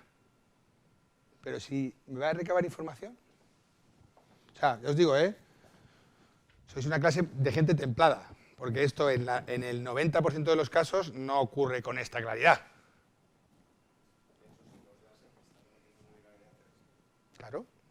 Claro. Si los das o sea, me refiero, esto tiene el tema de la policía judicial, o sea, esto está solucionado, ¿vale? Pero al final la policía es un funcionario. Quiero decir, es un representante de la ley que tiene una relación de funcionario con la administración, o sea, de empleado público con la administración. Por lo tanto, se lo estás dando a la administración. Entonces, claro, tendríamos que ir a excepciones del consentimiento, ¿vale? Y la policía no está en esa excepción. ¿Os imagináis? Entonces, ¿qué hacemos? Oye, mira, hay una banda Rentacar. ¿Sabéis que los Rentacar pues tienen obligación de mantener? O, otro ejemplo, un hostal. Oye, que sepas, os hago una pregunta. Un amiguete, 2 hostales. Esto es un caso real. Llama uno al hostal del otro, 2 conocidos, ¿no? Oye, mira, ha venido por aquí un tipo, 1,90 m, calvo, 180 kilos, que me ha destrozado la habitación. Y le he visto entrar en tu hotel. Tú sabrás lo que haces. Pero vamos, o sea, y además, con ruido, no apagado, tal. Ok, recibo esa información. Vosotros estáis en el hall. Primo, ¿eh? Ahí. ¿Qué hacéis? ¿Le dais habitación o no le dais habitación? O, oye, hay una banda que roba coches. Y en el aeropuerto de Vigo ya han robado 3. Mira, tienen esta descripción. Están denunciados. ¿Qué hacemos? Cuando llegan allí los Dalton, ¿les alquilamos el coche o no? Estas son cosas que os pueden pasar en cualquier momento, ¿eh? ¿Qué hacemos? No. Le dices a Olaf. No. Y creo que estoy conculcando la ley normativa sobre protección de datos, pero me veo la obligación de decirle que no le vamos a alquilar la habitación, señor. ¿Qué hacéis? Pero bueno, pero el derecho de admisión es una cosa muy... El derecho de admisión o sea, no te permite lo que te dé la gana. Eso es un mito, ¿vale? El derecho de admisión es que yo puedo, en determinadas circunstancias, que alguien entre o no entre, pero no como a mí me dé la gana. Pero en este caso, tienes indicios, ¿no? Ah, ¿y cómo lo has sabido? ¿Cómo lo haces? Oye, es una decisión que puede costarte mucho dinero. Y cuando a tu jefe te pregunte, pero este tío no era el que nos dijo fulanito que había destrozado la habitación el otro día. Sí, y le has dado habitación. ¿Qué hacemos? Estas son las cosas prácticas que os pueden surgir en cualquier momento. Digo, no, a lo mejor no estáis en el mostrador de un rentacar, pero no es esto. O sea, como esto pueden ocurrir mil cosas. Es lo que se llaman las listas negras. Las blacklists. Que es una cosa bastante peliaguda. Porque se produce una colisión entre indicios razonables que hacen que yo pueda poner en peligro activos de mi compañía, por lo tanto, una pérdida, con el derecho a el cumplimiento de la normativa sobre protección de datos. ¿No? Porque yo no tengo derecho a tratar, le puedes pasar una cláusula que consienta, usted tiene una cesión sobre que usted está destrozando las habitaciones, ¿podría usted firmar esta cláusula? Porque además le creemos que es posible que cedamos sus datos a la policía. ¿No? ¿Qué hacemos? Las listas negras, ¿no? Os digo, no os voy a dar una respuesta porque no hay una respuesta única, ¿no? Es bastante complejo. Es bastante complejo cómo lo gestionas, cómo lo haces, de qué forma, si las usas. Hombre, teóricamente están prohibidas. O sea, está prohibido el hecho de que, o sea, está prohibido el uso, no está prohibida la lista negra. Yo puedo tener una lista negra, no con ese nombre, pero porque tengo indicios razonables de que en repetidas ocasiones un usuario mío ha hecho algo y no quiero seguir contratado con él. Yo no puedo decidir hoy si a una persona no le doy una habitación. No puedo. Este señor, el de 1,80 y 120 kilos, tiene el mismo derecho que el ciudadano más ejemplar del mundo a entrar en un hotel que está abierto al público, es un establecimiento abierto al público, y reservar una habitación. Claro, cosa es... Bueno, pero eso son cosas distintas, ahora entramos si quieres. Cosa distinta es que yo ya tenga un track, un recorrido de un cliente. Y le digo, no, a usted no le contrató, reclame usted a quien quiera. ¿Vale? Los incumplimientos son cosas distintas. O sea, la cuestión es que tú tengas... O sea, la duda es en función de qué tienes tú esa información. Sí, sí. Tu colega, además, si hablan entre que es algo que es lo más normal del mundo. Si lo lees en el periódico. Mira, pues yo si no leo en el periódico, desde luego digo, mira, a este no le... Claro, es que la prensa es una fuente accesible al público. Tiene una característica específica en la normativa. Entonces, si la lees en la prensa, yo diría que sí. Pero, más allá de eso, que no suele ser muy ahí, o sea, ya cuando está en la prensa, bueno, puede ocurrirte, ¿no? Pero generalmente no es eso, ¿no? Son cosas un poquito menos, más del momento y más aquí. Ok. Terceros que acceden. Hemos dicho, 1, cesión, se lo doy a otro. Y 2, puede ser o bien una cesión o bien un encargo de tratamiento. ¿Qué es una cesión? Lo que os he dicho, lo cojo y lo entrego. ¿Qué es un encargo de tratamiento? Un encargo de tratamiento es cuando alguien, fruto de la prestación de un servicio, accede a datos personales. Un ejemplo paradigmático, las nóminas. La empresa de nóminas, ¿vale? Que te hace, la empresa que te hace las nóminas, tú no le das las nóminas para que él se las quede y envíe publicidad a tus empleados. Tú le das las nóminas porque es imprescindible que él acceda a los datos personales de tus ficheros para poder ejecutar un servicio que es el de gestionarte las nóminas. Para este no hace falta consentimiento. Igual que la cesión sí necesita consentimiento del usuario, es que esto es clave, para el encargo del tratamiento no hace falta que yo le pida a mis empleados consentimiento para que la nómina me la lleve quien sea. ¿Vale? Esto es muy importante a efectos operativos, porque el tener que estar pidiendo el consentimiento es una cosa un poquito pesadita, ¿eh? O sea, enviarle, aparte, antes además era muy caro, y es una cosa pesada porque molesta, ¿vale? Clave.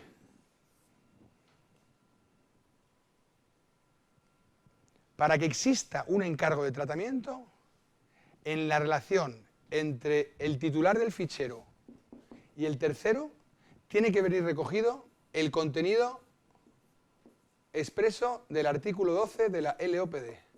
Probablemente sea uno de los pocos artículos que os voy a citar.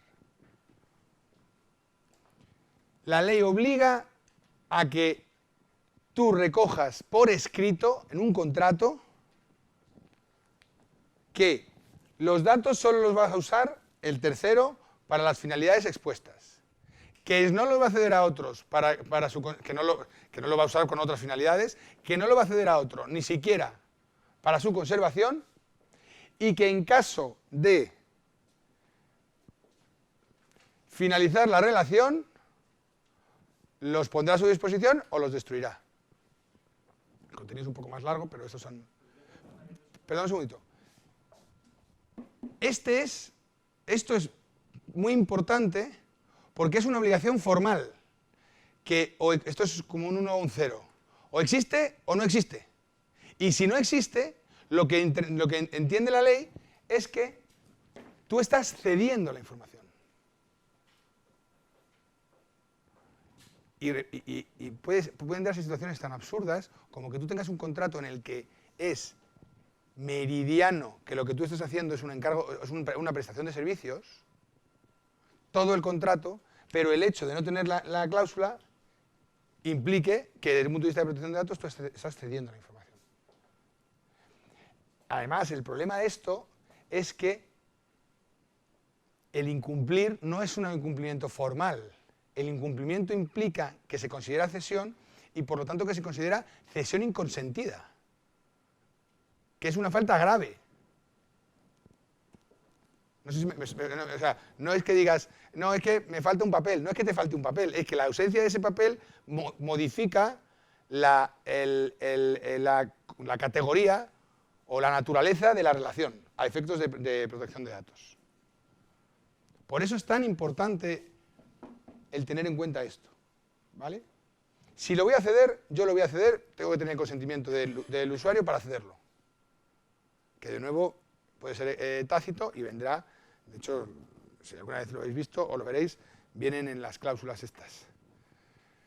Si es encargo de tratamiento, no hace falta el consentimiento, pero entre las dos partes tiene que haber un contrato que diga esto. ¿Ok? ¿Alguna duda? Perdona, tú tenías... ¿Puede ser tratamiento de datos? No. Tengo un ejemplo. Una empresa que hace nóminas online. Le pasas los datos y luego te hace el tratamiento de el salario medio del informático en España. Vale, entonces tú lo que estás hablando es de datos agregados o información estadística. Vale. Ahí, en principio, cuando el dato está...